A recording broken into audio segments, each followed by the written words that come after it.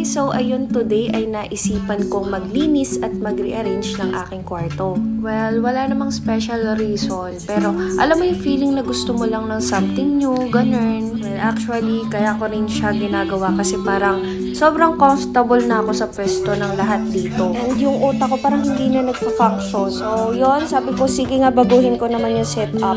Baka sakaling mahanap ko ulit yung new ideas and creativity ko. Unang step, syempre, linis mo. Pero ba't ganun be? Habang naglilinis ako, parang dumadami yung kalat.